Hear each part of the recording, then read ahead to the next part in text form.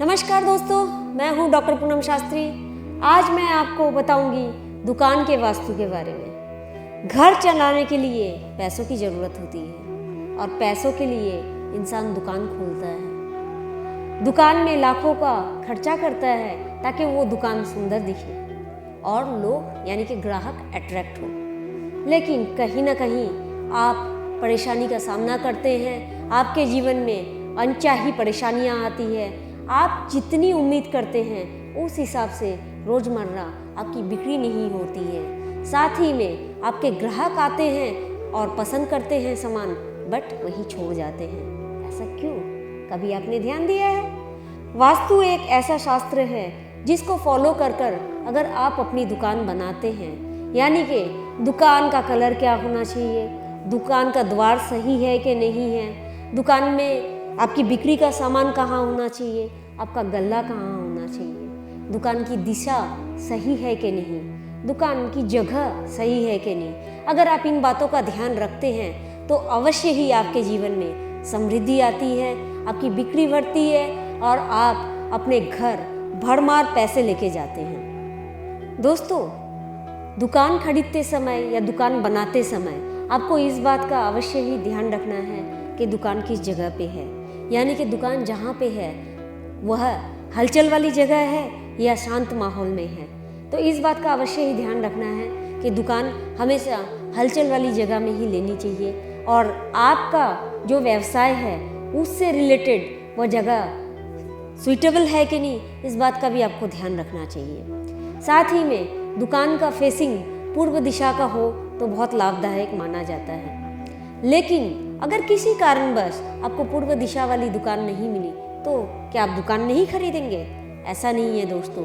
अगर आपको पूर्व दिशा की दुकान नहीं मिलती है तो बाकी दुकान में आप कुछ परिवर्तन करके, यानी कि सिटिंग प्लेस, दुकान का कलर, दुकान में सामान रखने का स्थान, दुकान में अगर सीढ़ी है तो कहाँ होनी चाहिए, इन सब बातों का अगर आप ध्यान रखते हैं तो अवश्य ही आपके दुकान में वृद्धि होती है और आप अच्छे व्यवसायी के रूप में उभर के आते हैं। अगर ईस्ट फेसिंग शॉप है तो दुकान के मालिक को साउथ वेस्ट, साउथ या साउथ ईस्ट में बैठना चाहिए और नॉर्थ की तरफ फेसिंग करके बैठना चाहिए। इस बात का अवश्य ही ध्यान रखें। अगर साउथ फेसिंग दुकान है तो दुकान के मालिक को south west, east, south east में ईस्ट की तरफ फेसिंग करके बैठना चाहिए, यानी कि आपका फेसिंग जो है, मुंह जो है ईस्ट की तरफ होना चाहिए।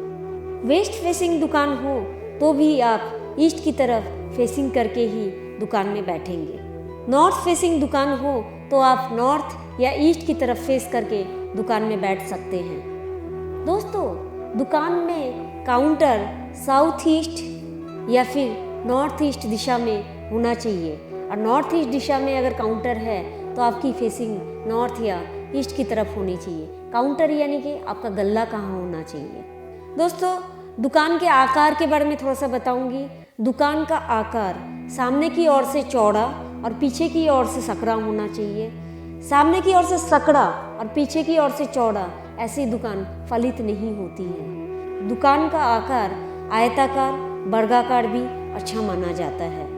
दुकान में रैक, सेल्फ, यानी कि जिसमें आप अपनी बिक्री की सामग्री रखते हैं, यानी कि जो सामान आपको सेल करना है वो सामान की रैक और सेल्फ को आपको दक्षिण दिशा, पश्चिम दिशा या फिर नॉर्थ वेस्ट यानी कि उत्तर पश्चिम दिशा में रखनी चाहिए। ऐसा करने से आपकी बिक्री में बढ़ोतरी होती है। दुकान में साउथ ईस्ट में इलेक्ट्रिक बोर्ड, जनरेटर आदि होना चाहिए। अगर इन्वर्टर रखते हैं तो उसको नॉर्थ वेस्ट में रखना चाहिए। अगर आप दुकान में तिजोरी रखते हैं तो साउथ या वेस्ट की तरफ रखना चाहिए। आप नॉर्थ दिशा में भी तिजोरी रख सकते हैं, लेकिन आपको ध्यान रखना है कि आपकी दुकान की एंट्रेंस कहाँ है, उस हिसाब से आप सुविधानुसार इन 3 दिशाओं में से कोई भी दिशा में आप अपनी तिजोरी को रख सकते हैं। दोस्तों, आपको और एक बात का ध्यान रखना है, जहाँ पे आपका कैश काउंटर है या फिर आप अगर बैठते हैं, यानी कि दुकान का मालिक और मैनेजर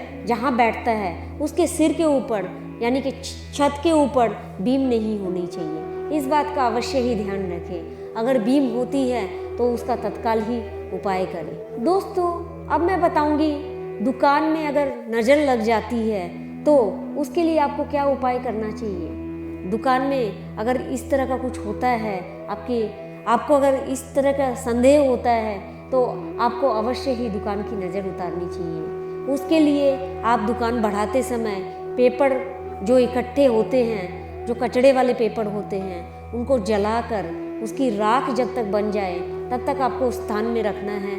दोस्तों, अगर रद्दी के पेपर हैं या फिर कुछ यूजलेस पेपर हैं, उनको दुकान बढ़ाने के बाद दुकान के गेट के बाहर आपको जलाना है और जलाना कंप्लीट हो जाए, यानी कि वह जब तक राख में तब्दील ना हो जाए तब तक आपको वहाँ रहना है और आपको वहाँ से चुपचाप निकल जाना है। पीछे मुड़ के आपको नहीं देखना है, इस बात का अवश्य ही ध्यान रखें। और साथ में आप दुकान में नींबू और मिर्ची का भी तोड़न लगा सकते हैं।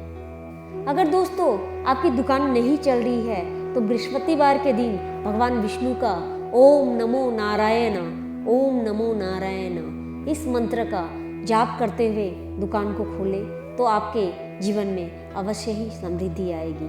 लेकिन दोस्तों, यह जाप आपका शुद्ध मन से होना चाहिए। केवल कर लेने से ही आपको फल की प्राप्ति होगी, ऐसा नहीं होता है। दोस्तों, और एक बात, भगवान विष्णु को प्रसन्न करने के लिए तुलसी, पीले फूल और चने की दाल आप भगवान विष्णु को अवश्य ही अर्पण करें। आपके दुकान में बिक्री की भी बढ़ोतरी होगी और आपको भगवान विष्णु का भी आशीर्वाद प्राप्त होगा।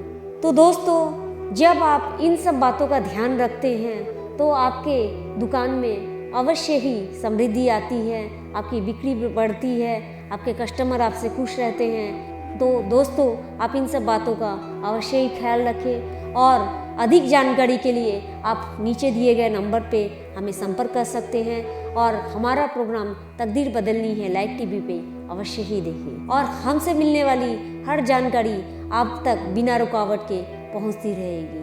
तब तक के लिए मैं डॉक्टर पूनम शास्त्री आपसे विदा लेती हूँ। धन्यवाद।